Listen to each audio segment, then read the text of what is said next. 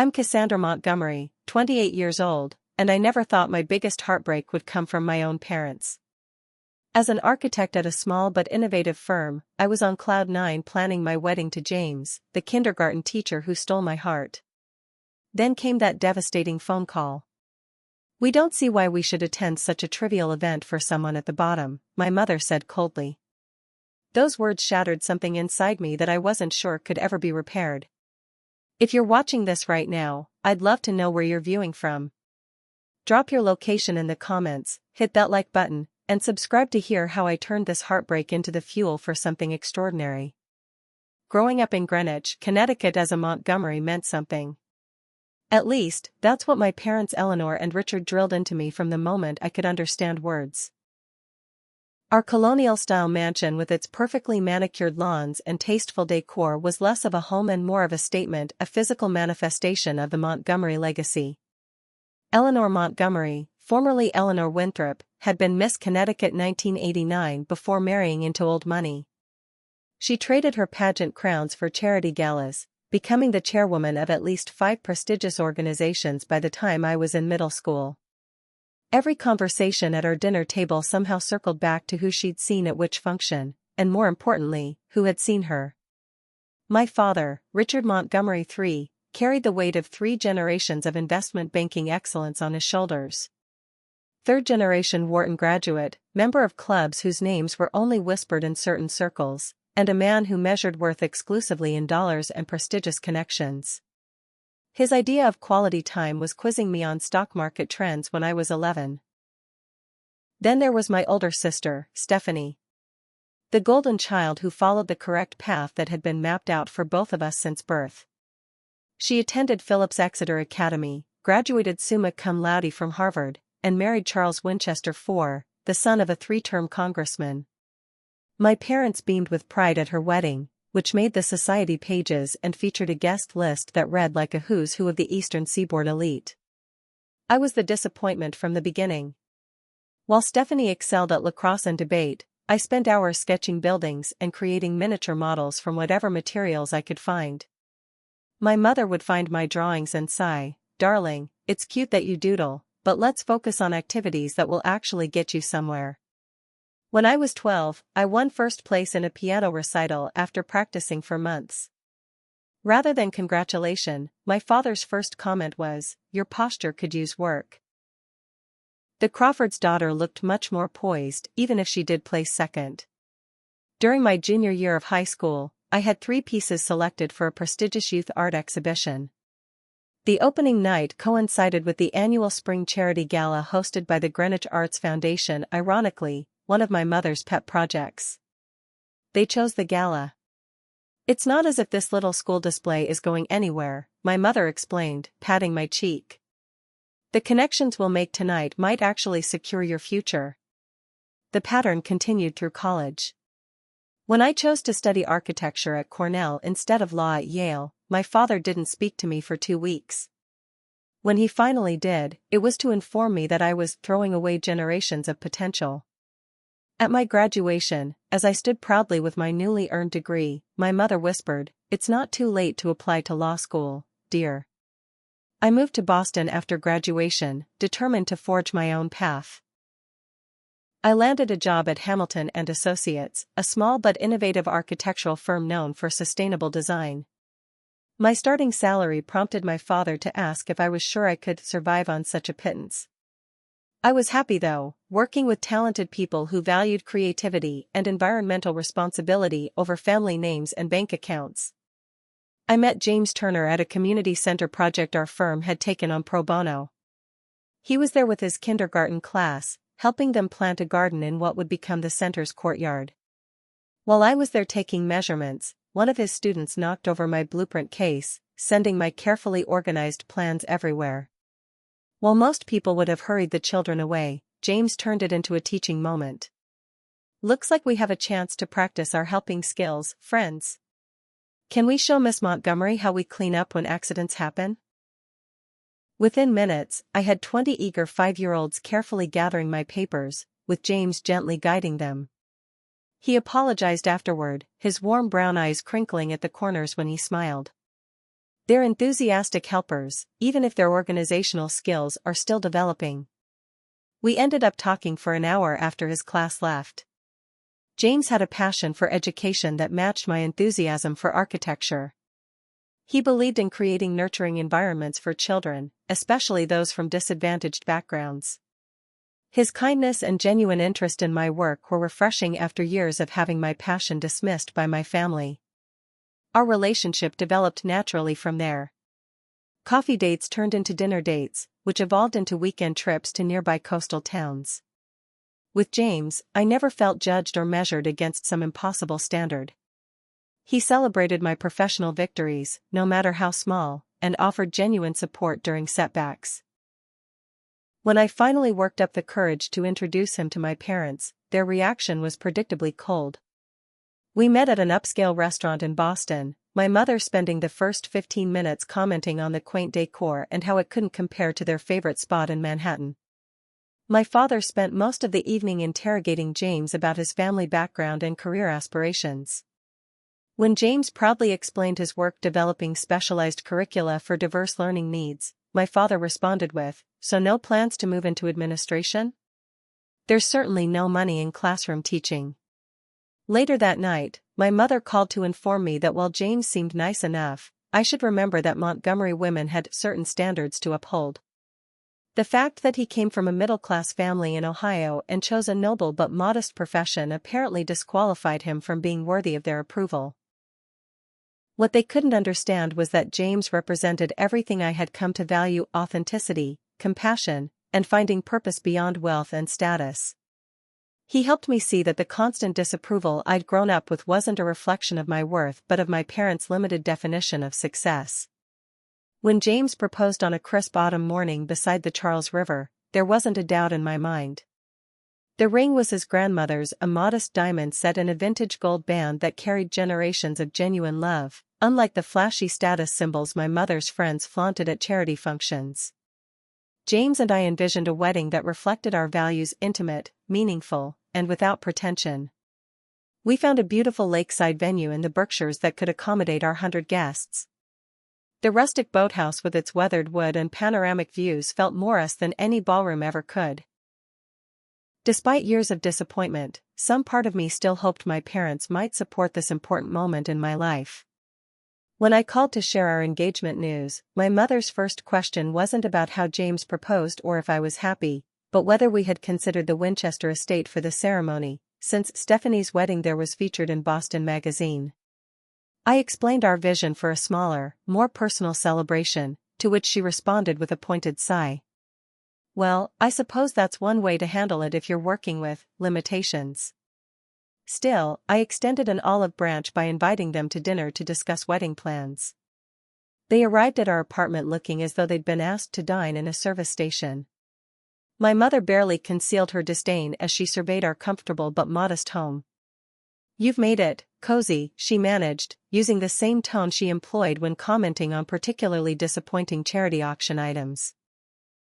During dinner, I shared our ideas for the ceremony, the sustainable approach we were taking with locally sourced flowers and farm-to-table catering. My father interrupted halfway through. "Cassandra, have you considered that this is an opportunity to establish connections? The Peterson-Goldman wedding last spring resulted in 3 major business deals. Your guest list reads like a community college directory." "Dad, we want people who care about us, not business opportunities," I tried to explain. My mother fingered my engagement ring with a tight smile. "It's quite quaint. Family heirlooms have their place, I suppose, though Tiffany does offer financing these days." James, ever diplomatic, attempted to steer the conversation toward common ground. "We're actually hoping to incorporate family traditions from both sides. We'd love to hear if there are any Montgomery customs we could include." "The primary Montgomery tradition is excellence, young man," my father replied coldly. "Our family doesn't settle, not in business, not in relationships." The evening continued downhill from there, with thinly veiled criticisms about everything from our choice of photographer, "Wouldn't a society photographer be better connected?" to our honeymoon plans in Costa Rica, the Winchesters always summer in the south of France. As the wedding date approached, their passive-aggressive comments escalated to active criticism. My mother called weekly with suggestions that were really demands: we should upgrade the venue, hire a different caterer, reconsider the guest list. When I held firm, she began referring to my wedding as my little party when speaking to family friends. I tried one last time to bridge the gap by inviting them to our menu tasting. My mother picked at the locally sourced cuisine as if expecting to find insects, while my father interrogated the sommelier about why they didn't carry his preferred $300 bottle of Bordeaux. The breaking point came 3 weeks before the wedding. I called to confirm they had received their formal invitation and to ask about their accommodation needs. My mother's voice was cool and detached. "Actually, darling, your father and I have been discussing this, and we've decided not to attend." The words hit me like a physical blow. What? Why? Well, to be frank, we don't see why we should attend such a trivial event for someone at the bottom. You've chosen a path so far removed from the Montgomery legacy that it feels disingenuous to pretend we approve. The bottom? Mom, I'm an architect with a growing reputation in sustainable design. James is shaping young minds every day. How is that the bottom? Oh, Cassandra, don't be naive. You live in a rental apartment, drive a Subaru, and are marrying a kindergarten teacher. Your sister had 3 congressmen and a senator at her wedding. This isn't about happiness, it's about standards.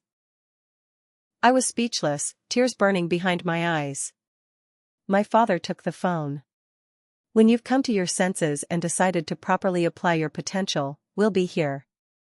Until then, we think it best to maintain some distance." The conversation ended with my mother adding the final twist of the knife: "Do let us know if you change your mind about the venue." The Winchester estate could still be arranged with enough notice. After hanging up, I sat in stunned silence while James held me. The rejection was complete and deliberate, a clear message that I wasn't simply disappointing them anymore. I was fundamentally unworthy of their presence because I'd chosen authenticity over artifice. "They're not coming," I whispered to James, the reality sinking in. "They actually think our wedding is beneath them." James wiped away my tears with gentle thumbs. "Then they're missing out on one of the most beautiful days we'll ever have, with or without them." His unwavering support was the lifeline I needed in that moment. While my birth family had rejected me, I was creating a new family built on mutual respect and genuine love. The days following my parents' rejection were a blur of grief and disbelief. I cycled through emotions: denial, surely they didn't mean it; anger, how dare they dismiss my life choices; bargaining, maybe if I called and explained again; and finally, a deep, aching sadness that settled in my chest like a stone. One evening, James found me sitting on our bedroom floor surrounded by old family photos: holidays, birthdays, graduations. In each one, I could now see what I'd missed before: the tight smiles, the calculated poses, the performance of family rather than the reality. "I keep looking for clues," I told him, my voice hoarse from crying. "Signs that they ever truly accepted me for who I am." James sat beside me, carefully moving a stack of photos to take my hand. "Sometimes the people who should love us unconditionally are the ones least capable of it." His parents, by contrast, had welcomed me with genuine warmth from our first meeting. Susan and Michael Turner were schoolteachers from Cleveland who had raised 3 children on modest salaries but abundant love. When I called to tell Susan what had happened, her indignation on my behalf was followed by immediate reassurance. "Sweetheart, you are family to us already," she said firmly.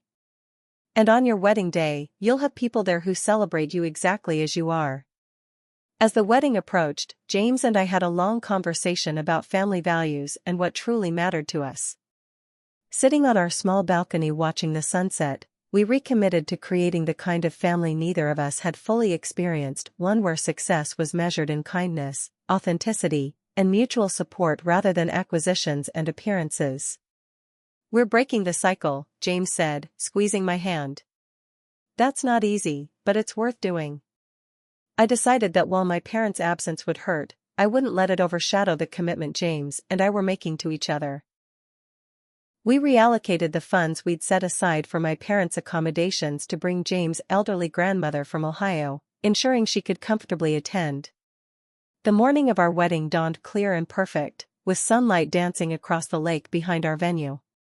My best friend Rachel helped me into my dress, a vintage-inspired gown that favored elegant simplicity over the extravagance my mother would have insisted upon. "You look radiant," Rachel said, adjusting my hair. "Like yourself, but on the best day." As I stood at the back of the ceremony space, I couldn't help noticing the 2 empty seats in the front row, reserved out of both hope and respect for a family connection I couldn't quite surrender. The wedding coordinator had asked if we should remove them after I'd explained the situation.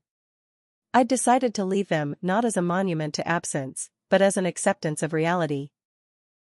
My heart leapt when I saw a black town car pull into the parking area visible from the bridal suite window. For one wild moment, I thought they had changed their minds. But an elderly couple emerged, distant family friends who had driven up from New York. "They're really not coming," I whispered to Rachel, the final thread of hope snapping. She squeezed my shoulder.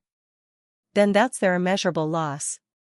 When the music began and I started my walk down the aisle alone, having decided against a replacement to give me away, I focused entirely on James.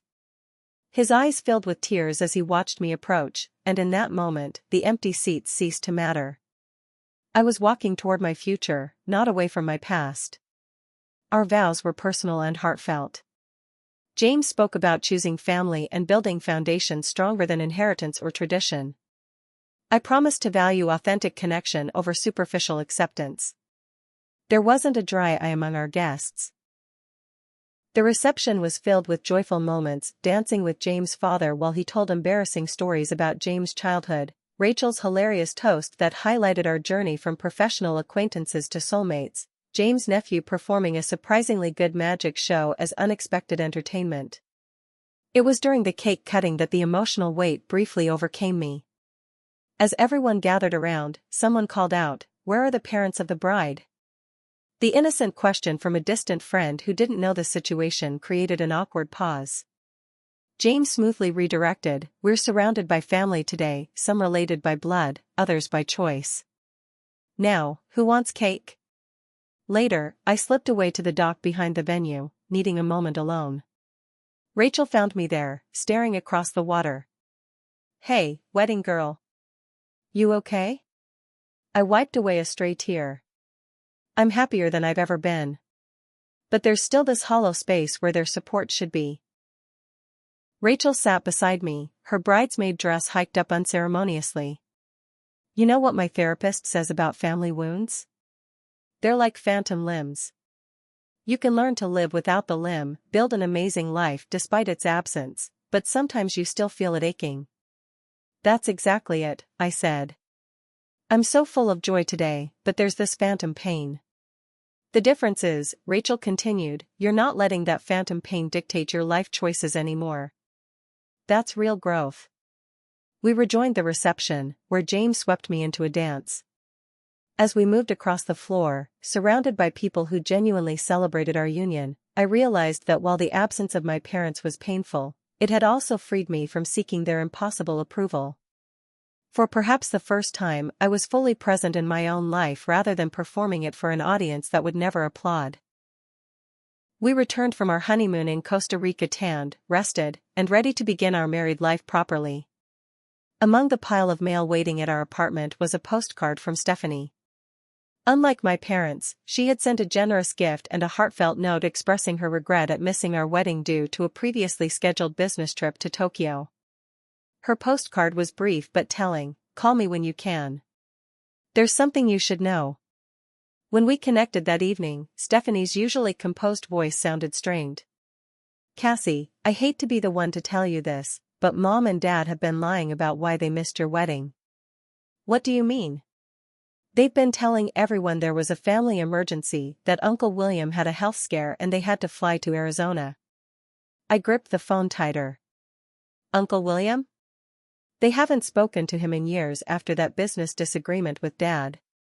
"Exactly. But it gets worse." She hesitated. "They were at the Berkshire Invitational Golf Tournament that weekend.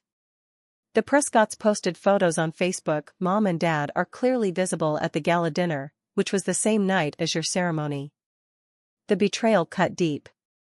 It wasn't enough that they had rejected my wedding, they were now actively lying to save face in their social circles. They couldn't even be honest about their disapproval, I said, the hurt transmuting into anger. They had to create a fictitious emergency rather than admit they skipped their daughter's wedding over status concerns.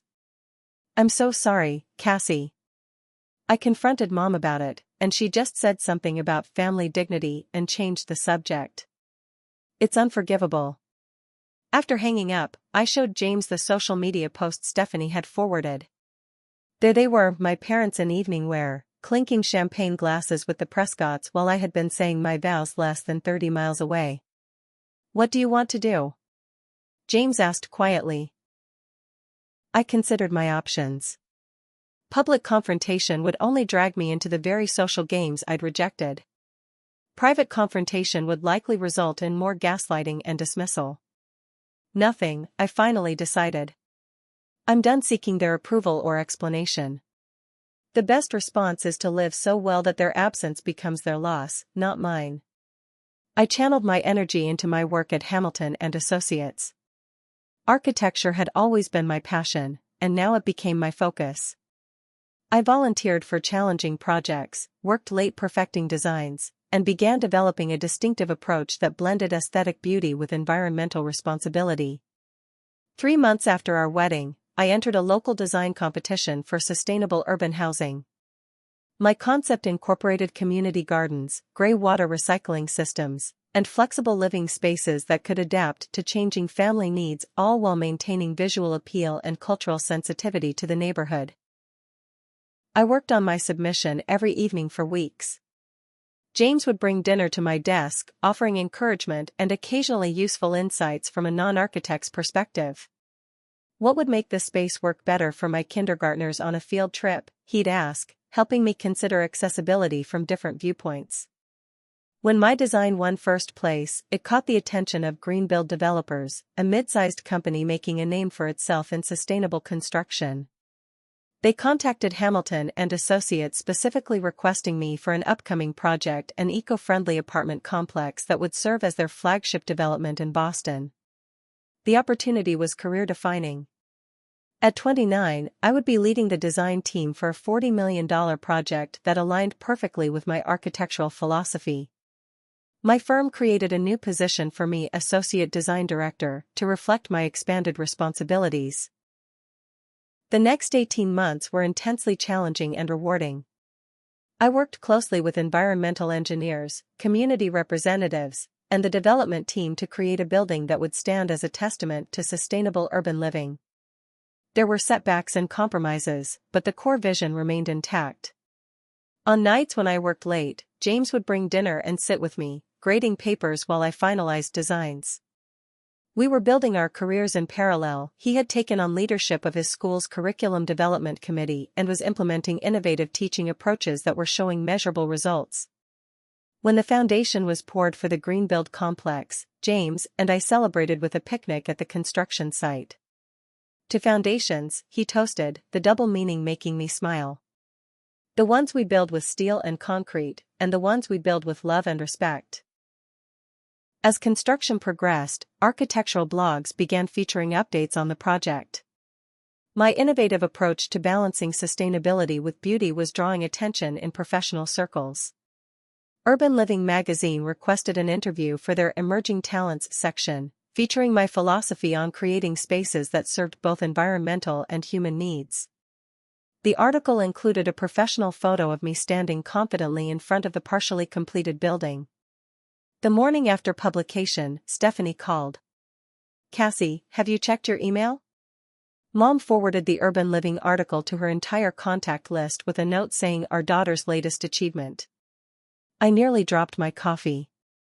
You're kidding. Not at all. She's suddenly your biggest fan. Dad mentioned your project at the club yesterday, apparently took credit for your determination and eye for detail. The irony wasn't lost on me. Now that my work was gaining recognition, my parents were attempting to retroactively claim involvement in my success. Their approval, which I had sought for so long, was finally being offered not because they valued my choices, but because those choices were now yielding the kind of recognition they respected. "How do you feel about it?" Stephanie asked carefully. "Honestly? I don't need their approval anymore. It's nice they're acknowledging my work, but it would have meant so much more if they had supported me when I was struggling, not just when I'm succeeding." As the Greenbuild project neared completion, my professional recognition continued to grow. I was invited to speak at a sustainable architecture conference, and Hamilton and Associates used the project heavily in their marketing materials. My salary increased substantially, and James and I were able to put a down payment on a modest but charming house in a neighborhood we loved. Through it all, my parents maintained their distance while simultaneously boasting about my achievements to their social circle. They sent an expensive housewarming gift with a note suggesting we host them for dinner when convenient. I placed the gift in our guest room closet, unwilling to display this hollow peace offering but not quite ready to return it either. The Greenbuild complex was completed on schedule, coming in slightly under budget while exceeding environmental performance targets. At the ribbon-cutting ceremony, I gave a short speech thanking my team, mentioning James by name for his unwavering support, and acknowledging Hamilton and Associates for taking a chance on a young architect with big ideas. I didn't mention my parents, who hadn't been invited. As I stood receiving congratulations from colleagues and city officials, I realized I had built something lasting, not just in concrete and steel, but in professional confidence and personal boundaries. The approval I had once desperately sought from my parents now seemed irrelevant compared to the satisfaction of creating spaces that would positively impact countless lives. That evening, Architectural Innovations magazine contacted me about featuring the Greenbuild complex in their next issue. The project was being hailed as a model for future urban development: beautiful, functional, and environmentally responsible. As I shared the news with James over dinner, I felt a quiet sense of vindication. "Remember when my dad said architecture was just expensive doodling?" I asked James. He reached across the table for my hand. "Now your doodles are changing how people think about urban living." "And I did it without compromising who I am," I added, finally understanding that this was the true success, not the recognition, but the integrity with which it had been achieved. 6 months after the Greenbuild complex opened to widespread acclaim, I received an email that initially seemed like spam.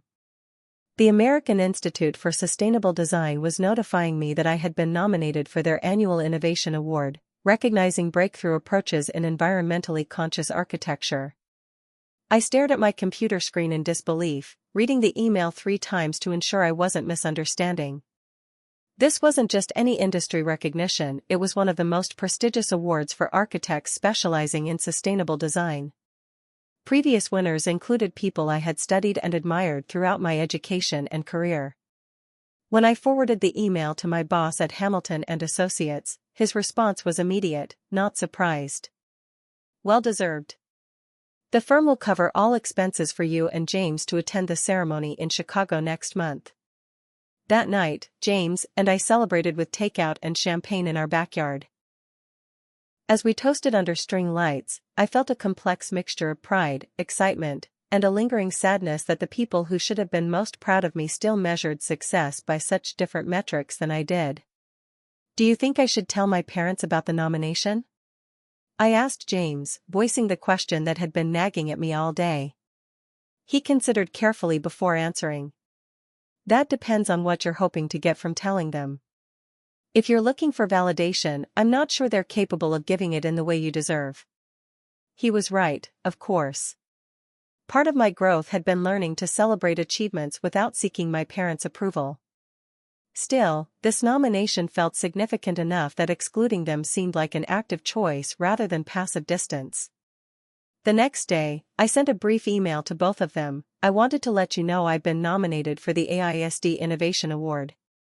The ceremony is next month in Chicago."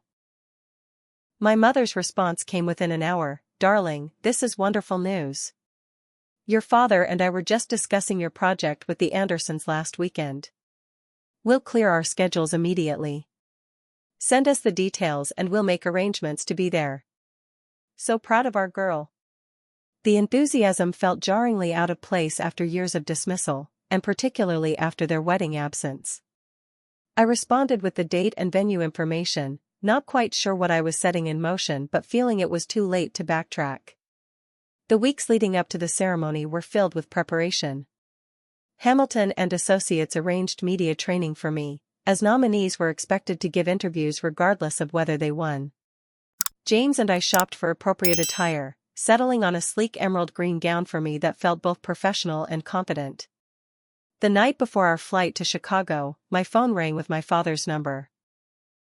"Cassandra," he began, his voice carrying its usual authoritative tone, "your mother and I have booked the presidential suite at the Peninsula. We'd like you and James to join us for dinner after the ceremony, assuming you don't have other commitments. We've invited the Winthrops as well. You remember Charles Winthrop, he's on the board of Urban Development Partners. Could be an excellent connection for you." The familiar feeling of being sized up and leveraged settled over me. Even this moment was being shaped into a networking opportunity, my achievement secondary to the connections it might facilitate. "I'll have to check our schedule, Dad. The organization is hosting a reception for all nominees. Surely you can make an appearance and then excuse yourselves. The Winthrops are rather influential in architectural circles." I ended the call promising to see what we could do, already knowing I would prioritize the official reception where I could connect with fellow architects whose work I respected. The awards ceremony was held in the Grand Ballroom of Chicago's historic Blackstone Hotel. As James and I entered, I was immediately struck by the presence of architectural luminaries whose work I had studied and admired. Being in the same room, nominated for the same award, felt surreal. As we checked in and received our table assignment, I heard a familiar voice behind me. "Cassandra, darling. You look absolutely stunning." I turned to find my mother approaching in a designer gown that probably cost more than our monthly mortgage payment, my father beside her in a perfectly tailored tuxedo. They looked exactly as they always had at society functions, polished, poised, and performing. "We're so proud," my mother continued, air-kissing both my cheeks. "Everyone at our table has been hearing about our brilliant daughter." "Your table?" I asked, confused. My father stepped forward. "We made arrangements with the organization. We're seated with you, of course. The Winthrops will be joining us as well." The presumption was so typical that I almost laughed. Without consulting me, they had leveraged their connections to insert themselves into my professional moment, bringing along networking prospects as if my nomination were a business opportunity rather than personal achievement. Before I could respond, we were ushered to our seats for the beginning of the ceremony. Sure enough, my parents had arranged a prime table near the front, already half occupied by the Winthrops and another couple I didn't recognize but who clearly knew my parents well. Throughout the dinner preceding the awards, my mother dominated the conversation, speaking about my work as if she had been an enthusiastic supporter from the beginning. "We always knew Cassandra had a special eye for design. Even as a little girl, she was rearranging furniture in her dollhouse to maximize light exposure." My father chimed in with his own revisionist history. "Montgomery determination, through and through. When she sets her mind to something, there's no stopping her." James squeezed my hand under the table, a silent gesture of support and recognition of the absurdity unfolding around us. When the awards presentation began, my category was announced third. As they displayed images of each nominated project on the large screens flanking the stage, I felt a surge of genuine pride seeing the Greenbuild complex showcased alongside works by architects I had long admired. And the AISD Innovation Award goes to Cassandra Montgomery, for the Greenbuild residential complex in Boston. The room erupted in applause as I sat in momentary shock. James was beaming beside me, and even through my daze, I registered my mother's triumphant expression as she accepted congratulations from others at our table as though the award were somehow hers by extension. As I made my way to the stage, my thoughts clarified. This was my moment, earned through my vision and hard work. I would not allow it to be co-opted or diminished. Taking the award, a beautiful glass sculpture of intertwining curves representing harmony between built and natural environments, I stood at the microphone and took a deep breath. Thank you to the American Institute for Sustainable Design for this tremendous honor, I began. Architecture at its best is about creating spaces where people can thrive while respecting our planet's limited resources. The Green Build project represents my belief that we don't have to choose between beauty and sustainability, we can and must achieve both. I continued, my voice growing stronger. I want to thank Hamilton and Associates for trusting a young architect with a big vision. My team, who put in countless hours refining every detail to ensure both form and function served our environmental goals. And most importantly, my husband James, who has supported me through every challenge and celebration, who believes in me even when the path isn't clear, and who has taught me that the strongest foundations aren't built of concrete but of unconditional love and respect. Looking directly at my parents, I added, I've learned that true success isn't measured by status or connections, but by creating spaces that positively impact lives while staying true to your core values. Sometimes the most important structures we build are the boundaries that allow us to remain authentic to ourselves. The applause as I concluded felt like validation of not just my professional achievement but my personal journey. As I returned to our table, my mother was already telling Mrs. Winthrop about how she always encouraged Cassandra's creative endeavors, while my father was deep in conversation with Mr. Winthrop about potential investment opportunities in sustainable construction. After accepting congratulations from others at our table, I excused myself, needing a moment alone. I found a quiet alcove off the main ballroom and was taking a few centering breaths when I heard footsteps approaching. There's our award-winning daughter, my father said, my mother beside him. Quite a speech. Thank you, I replied simply. Though I noticed you didn't mention your family, my mother added with a slight edge to her voice. After all the support we've given. The audacity nearly took my breath away. Support? You called my wedding a trivial event for someone at the bottom and didn't even attend. We told you we had prior commitments, my father replied smoothly. These things happen in busy families. Prior commitments at a golf tournament, I said flatly.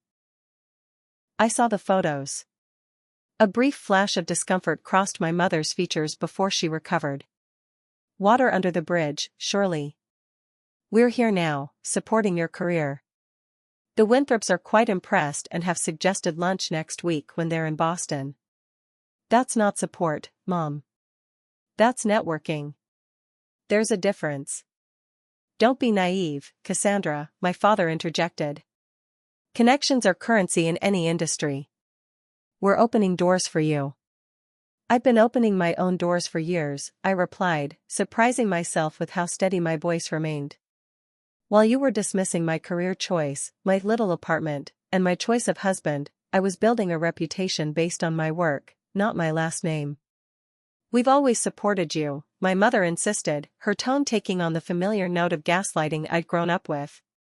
We may have had our differences of opinion about certain choices, but we've always wanted what's best for you. What's best for me, or what looks best to your friends? I challenged. Because those aren't the same thing. My father's expression hardened.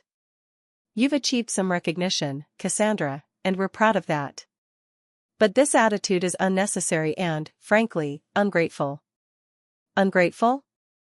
I repeated, years of suppressed feelings finally finding voice. I spent my entire childhood and young adulthood trying to earn your approval.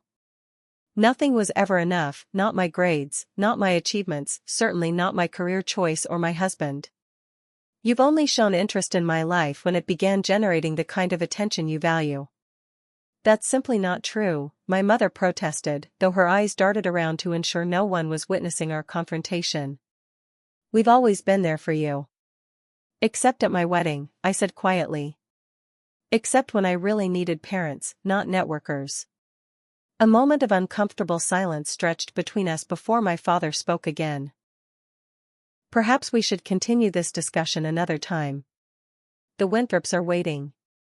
No, I said with newfound clarity. I don't think we should. I'm going to rejoin my husband and attend the nominees' reception, where I can connect with fellow architects whose work I respect. You're welcome to continue networking with the Winthrops. My mother looked genuinely shocked. Cassandra, they're here specifically to meet you. Then they should have been invited by me, not inserted into my professional achievement as if it were a social opportunity. I took a deep breath. I appreciate that you came tonight, but I need you to understand something. I'm proud of what I've accomplished, and I've done it by being true to myself and my values. I won't compromise that anymore, not even for your approval. With that, I walked away, feeling lighter than I had in years. Behind me, I heard my mother's hushed, urgent whisper to my father, but for once, I didn't turn back or try to smooth things over. Some foundations weren't worth rebuilding. The American Institute for Sustainable Design Award catapulted my career to new heights. Within weeks of the ceremony, Architectural Visions magazine contacted me about featuring the Greenbuild complex in a cover story focusing on the future of urban housing. The editor explained they wanted to highlight not just the technical innovations of the building but the philosophy behind it. We're calling the issue Architecture with Conscience, she explained during our initial phone call. Your approach to balancing environmental responsibility with human-centered design perfectly embodies that concept. The photo shoot took place over 2 days, with professional photographers capturing the building from every angle, highlighting features like the community gardens, solar integration, and flexible common spaces. They also wanted shots of me at the site and in my office, showing the design process behind the final product. For the accompanying interview, the journalist asked thoughtful questions about my path to sustainable architecture. When she inquired about influences and obstacles, I decided to be candid without being vindictive. I came from a background where success was narrowly defined, I explained. Choosing a path focused on environmental responsibility rather than profit maximization meant breaking from family expectations. That was challenging, but ultimately affirming. Sometimes the expectations others place on us aren't aligned with our authentic selves or the contribution we're meant to make. When the magazine was published, my honest reflection on overcoming family pressure to follow my own path resonated with readers.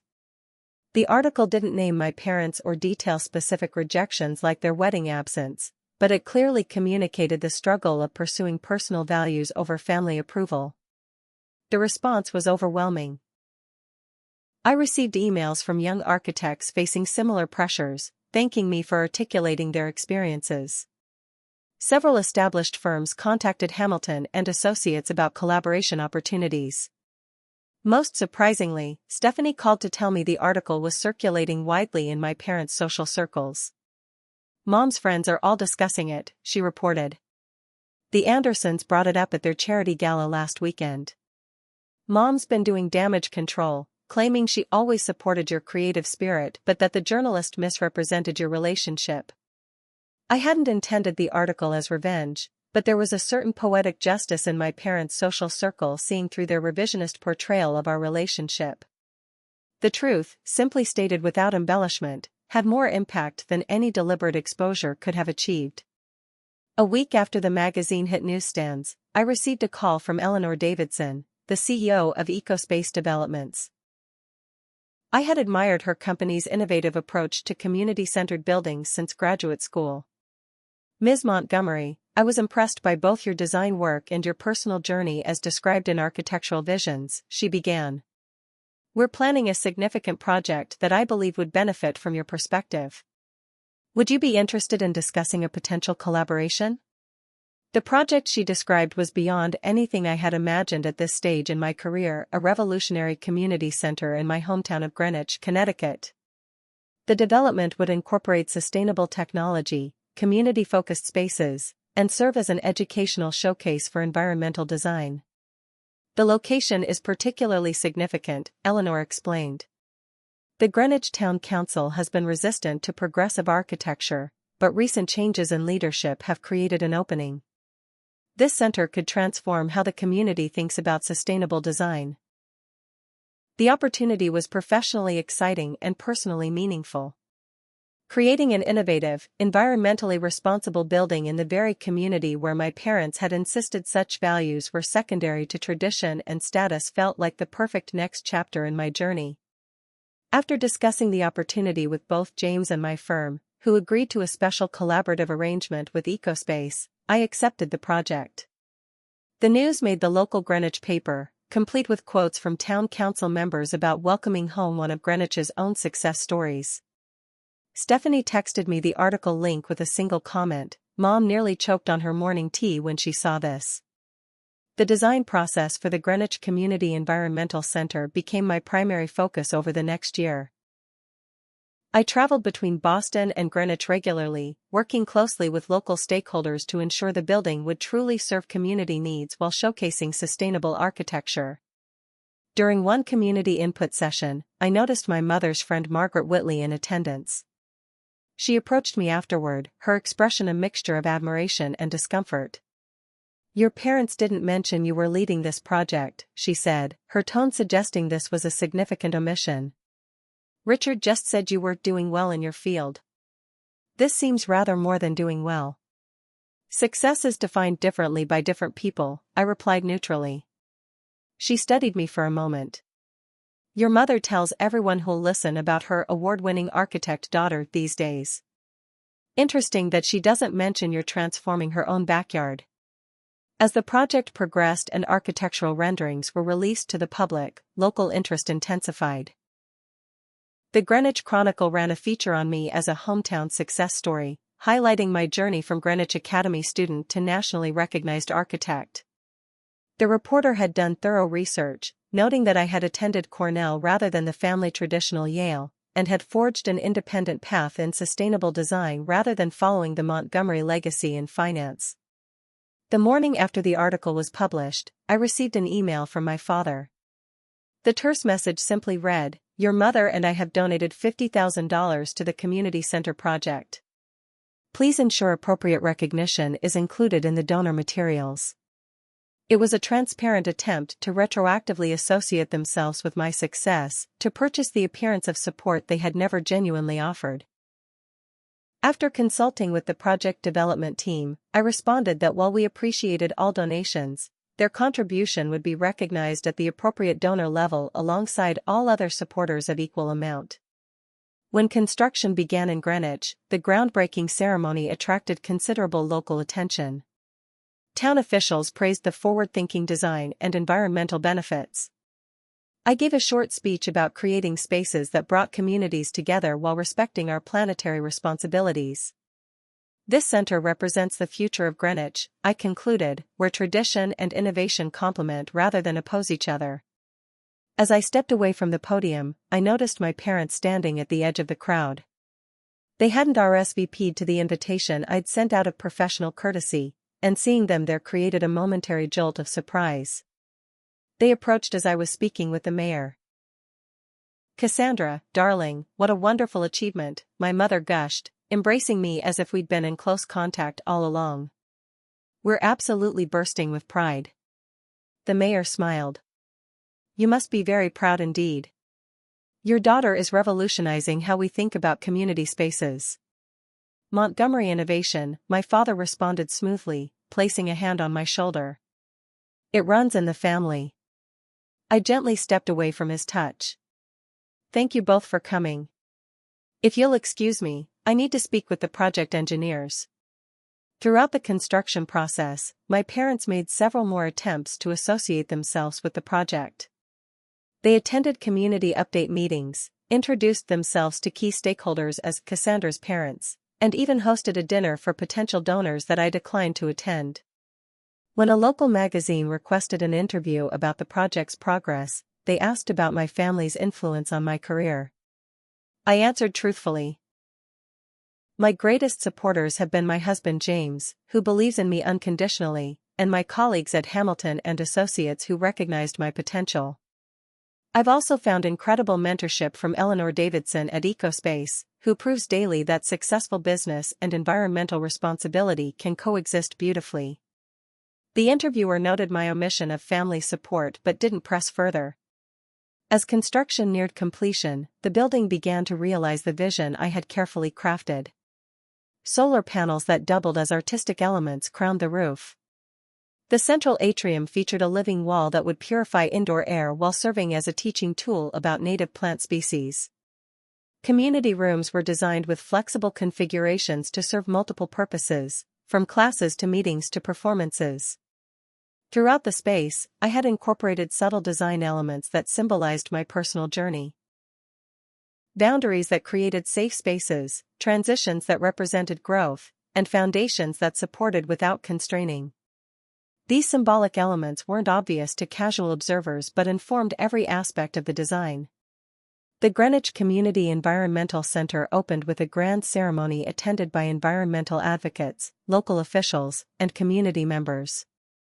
The response exceeded even my hopeful expectations, with visitors expressing amazement at how the space felt simultaneously innovative and welcoming.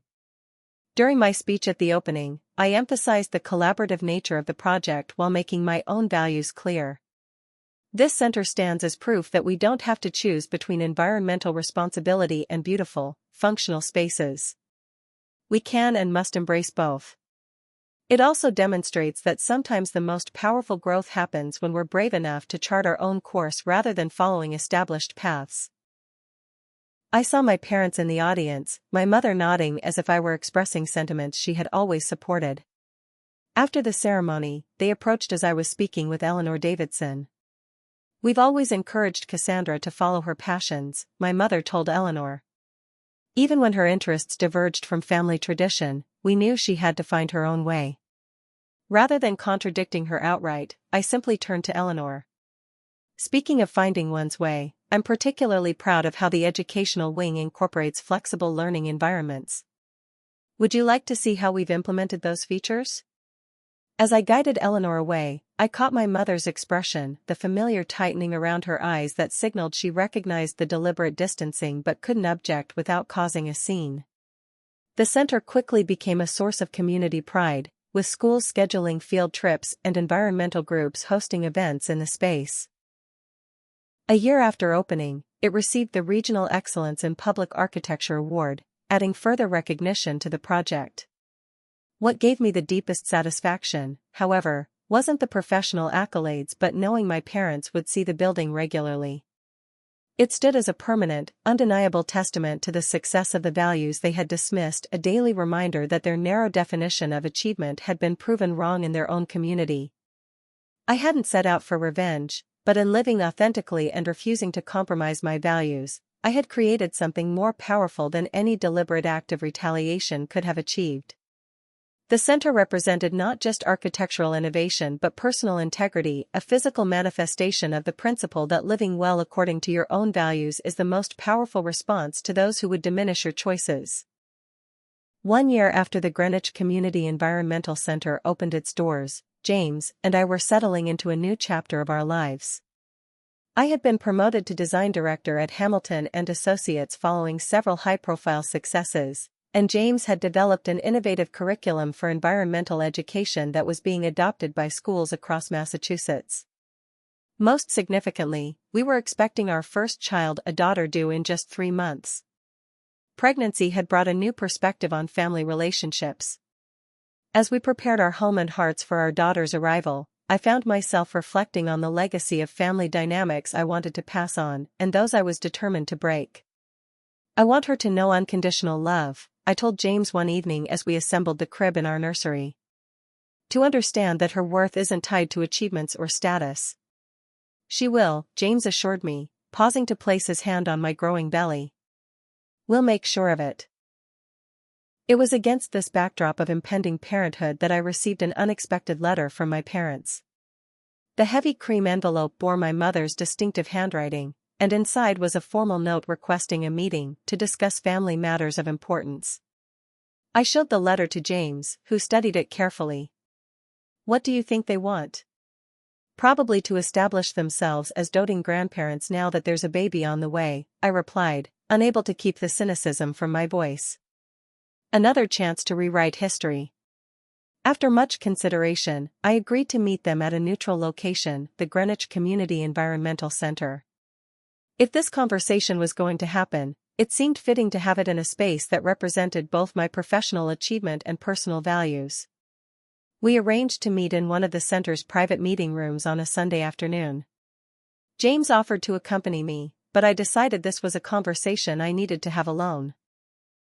"I'll be right outside if you need me," he promised, dropping me at the entrance before finding a spot in the busy parking lot. My parents were already waiting when I arrived, both looking unusually subdued. My mother had foregone her usual ostentatious jewelry, and my father was missing his customary air of authority. "Thank you for meeting us, Cassandra," my father began formally after I had taken a seat across from them. "We appreciate your willingness to hear us out." "We've been doing a lot of thinking," my mother continued, her usually confident voice hesitant. "About our relationship with you, about the past, and especially about the future with our grandchild on the way." "I'm listening," I said neutrally, one hand resting protectively on my belly. My father cleared his throat. "It's come to our attention rather forcefully that our behavior has caused you significant pain. We've been confronted with this reality from several directions, and while it's been uncomfortable, we've had to acknowledge some hard truths." My mother nodded. "Stephanie has been quite vocal about her disappointment in how we treated you, particularly regarding your wedding. And this building," she gestured around us, "stands as a daily reminder of how wrong we were about your chosen path." "We've also faced some difficult social repercussions," my father admitted. "Several long-standing friends have distanced themselves after learning how we've treated you. The Whitley family in particular made it clear they found our behavior unconscionable." I couldn't help but note that their apology seemed largely motivated by social embarrassment rather than genuine remorse. Still, it was more acknowledgement than they had ever offered before. "What exactly are you hoping to achieve with this conversation?" I asked directly. They exchanged glances before my mother spoke. "We want to make amends, Cassandra. To establish a relationship with you, James, and our grandchild. We recognize we've missed important moments in your life through our own stubbornness and misguided values." "Missed moments," I repeated. "Like my wedding day. A day you dismissed as trivial for someone at the bottom." My father winced visibly at hearing his own words quoted back to him. "Words spoken in foolish pride that I deeply regret. We were wrong, Cassandra. About many things." Part of me wanted to accept their apology immediately, the part that had spent decades seeking their approval. But the stronger, wiser part knew that true reconciliation required honesty, not just convenient forgiveness. "I appreciate you acknowledging that," I said carefully. "But I need you to understand something. My forgiveness can't erase the past, and it doesn't automatically grant you the role of doting grandparents. Trust, once broken, has to be rebuilt carefully." "We understand," my mother said quickly, though her expression suggested she didn't fully grasp the implications. "I don't think you do," I continued gently but firmly. "Understanding would mean recognizing that your concept of family has been conditional, based on compliance with your expectations rather than love and acceptance. That's not the environment I'll be raising my daughter in." "What are you saying?" my father asked, tension evident in his voice. "I'm saying that if you want a relationship with me and my family moving forward, it needs to be based on mutual respect and genuine acceptance. That means acknowledging our different values without trying to convert us to yours. It means supporting our choices even when they don't align with your vision of success." I took a deep breath before continuing. "It also means accepting boundaries. You won't be micromanaging our parenting or using our child as a do-over opportunity. You'll respect our rules and values in our home and in our child's upbringing." My mother looked stricken. "You're setting conditions on family relationships?" "I'm defining what healthy family relationships look like," I corrected her. "Something I had to learn outside our home." There was a long moment of silence as they absorbed my words. Finally, my father spoke. "These terms are challenging for us. But we're willing to try, Cassandra. We don't want to lose our relationship with you or our grandchild." "It's not about winning or losing," I explained. "It's about creating something healthy and authentic. I'm open to building that with you, but it will take time and consistent effort, primarily on your part." We talked for another hour, establishing concrete boundaries and expectations. They struggled with some concepts, particularly the idea that they wouldn't have automatic authority in their grandchild's life, but ultimately agreed to respect our parenting decisions and approach our relationship with greater humility. When James joined us later, my parents made awkward but seemingly genuine efforts to engage with him as an equal rather than as someone they had once deemed unsuitable. It wasn't perfect, but it was a beginning. 3 months later, our daughter Lily was born. My parents came to visit a week after we brought her home, bearing modest gifts and visible nervousness about respecting our boundaries. It was strange to see my usually confident father asking permission before holding his granddaughter, or my socially domineering mother carefully checking whether her suggestions about baby care were welcome. Stephanie visited the following week, cradling Lily with natural ease. "They're really trying," she told me when we had a moment alone. Mom actually shut down Mrs. Prescott at the garden club when she made a dismissive comment about teaching as a profession. Said James was doing essential work shaping young minds. Small steps, I acknowledged. Over the next year, my parents continued their efforts to rebuild our relationship on healthier terms. There were missteps and occasional relapses into old patterns, but they genuinely seemed committed to change. My father attended James' school fundraiser and made a significant anonymous donation to the arts program. My mother asked thoughtful questions about my current architectural projects without trying to network or manage my career. On Lily's first birthday, we hosted a small celebration at our home. Watching my parents interact with their granddaughter, my father on the floor playing with blocks, my mother reading stories without critiquing Lily's attention span, I felt a complex mixture of emotions. There was healing in seeing them embrace a different kind of family relationship, even as I maintained the boundaries necessary for my own well-being. That evening, after all the guests had left and Lily was asleep, James found me on our back porch staring at the stars. "Penny for your thoughts?" I leaned against him, drawing comfort from his steady presence. "I was thinking about forgiveness. Not the kind that pretends hurt never happened, but the kind that makes space for something new while honoring the lessons of the past." "Your parents have come a long way," he observed. "They have," I agreed. "And so have I.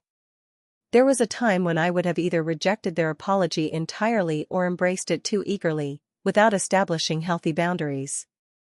In the year since our meeting at the environmental center, I had come to understand that the greatest revenge wasn't cutting my parents out of my life or forcing them to witness my success. It was building a life so authentic and values-driven that it created its own gravitational pull, strong enough to begin shifting their long-held perspectives. My sister had noticed it too. During her last visit, she had confessed to questioning her own life choices for the first time. "I followed the Montgomery blueprint perfectly," she had said, "but watching you and James, I wonder if I've been measuring success by the wrong metrics." Perhaps the most meaningful legacy of my journey wasn't just breaking free from unhealthy family patterns but helping create the possibility for change in others as well. As Lily grows, she'll learn that her worth isn't determined by achievements or status but by kindness, integrity, and authenticity. She'll understand that true success means living in alignment with your values, even when that requires standing firm against pressure to conform. Most importantly, she'll know that love should never be conditional or withheld as punishment for independent choices. These lessons didn't come easily. They were forged through painful rejection, tearful wedding day absences, and the courage to build success on my own terms. But in teaching them to my daughter, the struggle finds meaning beyond personal vindication. The greatest revenge against those who tried to diminish you isn't proving them wrong, though there is satisfaction in that. It's creating a legacy of healthier relationships and authentic living that extends far beyond yourself. It's breaking cycles rather than perpetuating them. It's defining success by your own meaningful metrics rather than inherited ones that never fit. In architecture, we often say that buildings tell stories about the societies that create them. The Greenwich Community Environmental Center tells my story of environmental values, community connection, and the courage to design a life authentic to my true self rather than to others' expectations. But the most important structure I've built isn't made of concrete and glass. It's the framework of values, boundaries, and unconditional love that will shelter my family for generations to come. What about you? Have you ever had to stand up for your authentic self against family expectations? Or found yourself measuring success by someone else's metrics? Share your experiences in the comments below. Your story might be exactly what someone else needs to hear to find their own courage. And if this story resonated with you, please like, subscribe, and share with someone who might need this message today. Remember, sometimes the most important foundations we build are invisible to others but provide the essential support for a life well lived. Thank you for joining me on this journey, and may you find the strength to build a life true to your own authentic blueprint.